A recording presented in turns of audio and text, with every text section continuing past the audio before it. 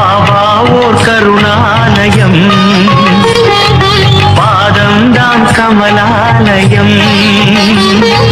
பாபா ஓர் கருணாலயம், பாதம்தான் கமலாலயம். சாயப்பா உறவுகள் அனைவருக்கும் வணக்கம். சாயப்பா மேல் நம்பிக்கை வைத்து அவரை நினைத்துக் கொண்டிருக்கும் உங்கள் அனைவரின் வேண்டுதலையும் சாயப்பா நிறைவேற்றுவார். என்றும் சாயப்பாவின் அருள் உங்களுக்கு இருக்கும். நம் மனதிற்கு இதமான சாயப்பாவின் இன்றைய அருள்மொழியை கேட்போமா? அன்பு குழந்தையே, வாழ்க்கையில் நீ பயணிக்கின்ற தூரம் எவ்வளவு என்று பார்க்காதே. களைப்பு வந்துவிடும் அல்லது பெருமிதம் வந்துவிடும். தூரங்களில் நீ எவ்வளவு கற்று தேர்ந்துள்ளாய் என்பதை கவனி. நீ கற்றதை உன்னிடம் செயல்முறைப்படுத்துகிறாயா என்று யோசி. அந்த நடைமுறையில் நீ கடந்த பயணங்கள் உன்னை நேர்மறையில் மாற்றியதும், உனக்கு பக்குவத்தை ஏற்படுத்தின விஷயங்களில் உன் எண்ணங்களை வருங்காலத்தில் அதே பயின்ற பக்குவத்தில் நீ செயல்படுத்துவாயா என்று உன்னிடம் நீயே கேட்டுப்பார். இவற்றில் உனக்கு பதில் கிடைத்தால் நீ நிச்சயம் வெற்றி பயணத்தை நோக்கி நகர்கிறாய் என்று அர்த்தம். உன்னில் நான் இருக்கிறேன் என்பதை திடமாக நம்பு. நிச்சயம் உயர்த்தி வாழ வைப்பேன். நீ உன் உள்மனதில் வைத்து கதறுகின்ற விஷயம் எனக்கு தெரியாது என்று எப்படி நினைத்தாய்? நிச்சயம் அதிலிருந்து உனக்கு விடுதலை அளிப்பேன். எல்லோரும் வாழ்க்கையில் முன்னேற்றத்தை எளிதாய் பெறுவதில்லை. அதற்கு நிறைய விஷயங்களில் நீ முயற்சிக்க வேண்டும், உழைக்க வேண்டும். மற்றவர்களால் உன் உழைப்பும் நேர்மையும் தற்காலிகமாக உன்னை காயப்படுத்தும். ஆனால் ஒரு நாள் நிச்சயம் நீ கிரீடம் எழுதுவாய். வாழ்க்கையில் கஷ்டங்களை நினைத்து எவ்வளவு நாள் இப்படியே அவற்றிலேயே தேங்கி நிற்கப் போகிறாய்? அவற்றை விட்டுவிட்டு புத்துணர்வுடன் வாழு. செய்யும் காரியங்களை பிடித்து மகிழ்வோடு செய். அதற்கான பலன் உன்னை தேடி வரும். உன் கைப்பிடித்து உன் பாதையில் உன்னுடனே இருக்கிறேன். உன் கண்ணீர் என் கண்ணீர், உன் வலி என் வலி. நிச்சயம் சரி செய்வேன். நீ ஜெயமாக நிம்மதியுடன் வாழ்வாய். உன் அம்மாவாக அப்பாவாக என்றும் அரவணைப்பேன். உன்னை சுற்றி உள்ளவர்களை பற்றி, அவர்கள் உனக்கு தடையாக இருப்பதை பற்றி கவலைப்படுகிறாய். அழிந்து போகிற வாழ்க்கையில் அவர்கள் தன் மனம் போன போக்கில் தான் போவார்கள். ஏழை சொல் மேடை ஏறாது என்பது போல உன் வார்த்தைக்கு அவர்கள் கீழ்ப்படிய போவதில்லை. அதை விடுத்து உன் ஆன்மாவை சுத்தம் செய்து கொள்வதில் கவனம் செலுத்து. உன்னை சுற்றி இருக்கிற சூழல்கள் எல்லாம் மாற வேண்டும் என்று எதிர்பார்த்தால் முதலில் உன்னை மாற்றிக்கொள்ள வேண்டும்.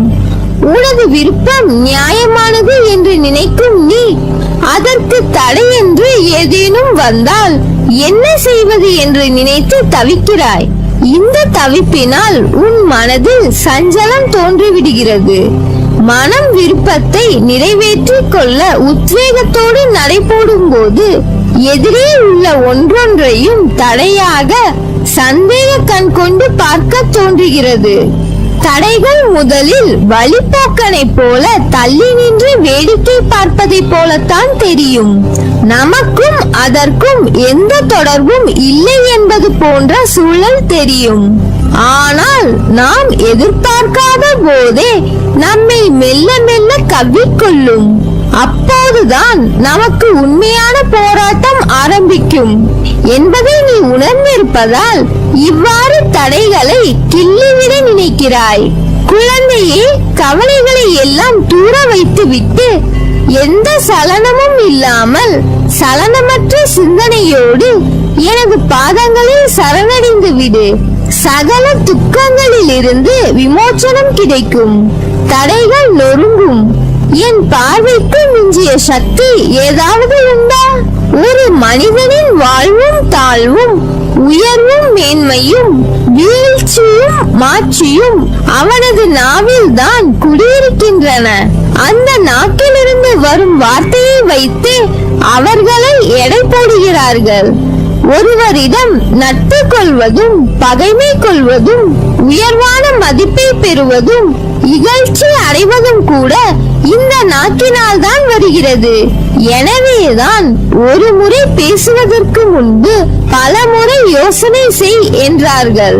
எதை கொட்டினாலும் அள்ளிவிடலாம், வார்த்தையை கொட்டினால் அள்ள முடியாது. வில்லிலிருந்து சென்ற அம்பும் வாயிலிருந்து சென்ற சொல்லும் இலக்கை தாக்காமல் விடாது, அதை திரும்ப பெறவும் முடியாது.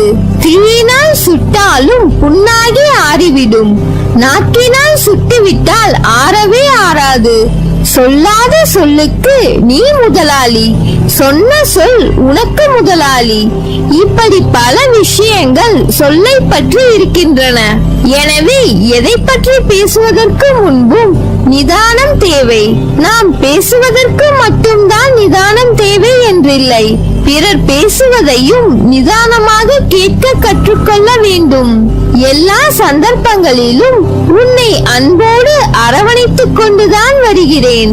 என் பிள்ளை, உனக்கு செய்ய வேண்டியதை தக்க சமயத்தில் நான் செய்வேன். சற்று பொறுமையாக இரு.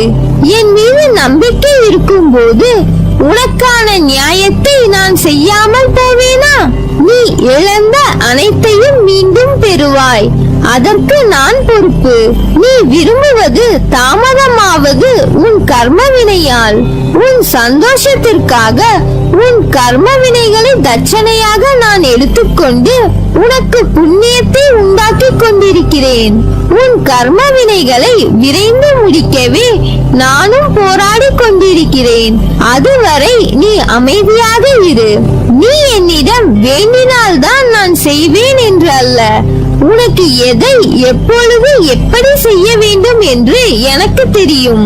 உனது ஆசைகள் எண்ணங்கள் அனைத்தும் கூடிய விரைவில் நிறைவேறும். எப்பொழுதும் யாரையும் சார்ந்திருக்காதே. உனது வாழ்க்கையில் இக்கட்டான நிலையில் எடுக்க வேண்டிய முடிவை நீயே முடிவு செய். உன்னில் இருக்கும் நான் அதற்கு உதவி புரிவேன். ஆனால் நீயோ உன் மீது அன்பும் அக்கறையும் இல்லாத உன் சுற்றத்தார்கள் சில பேரிடம் போய் அறிவுரை கேட்கிறாய். ஏன்? எவர் மீதும் கோபம் கொள்ளாதே, அது கொடியது. உதவி புரிபவர்களிடம் மட்டுமல்லாமல் உதாசீனப்படுத்தியவர்களிடமும் கூட அனைவரிடமும் அன்பாக பேசு. நீ வருத்தப்படுவதால் எதுவும் மாறாது. நம்பிக்கையோடு கம்பீரமாக உன் குறிக்கோளை நோக்கி செல். நீ அதை அடைய நான் துணை இருப்பேன். இது என் சத்திய வாக்கு. நான் உன் முன்னேதான் சென்று கொண்டிருக்கிறேன். உன் செயல்கள் அனைத்துமாக உன் சாயப்பா நான் இருப்பேன். நீ ஜெயமாக நல்ல ஆரோக்கியத்துடன் எல்லா செல்வ வளங்களையும் பெற்று மகிழ்ச்சியான வாழ்க்கையை பெறுவாய். நல்லதே நடக்கும். நீ என் பரிபூர்ண அருளும் ஆசீர்வாதமும் அன்பும் பெற்ற என் செல்ல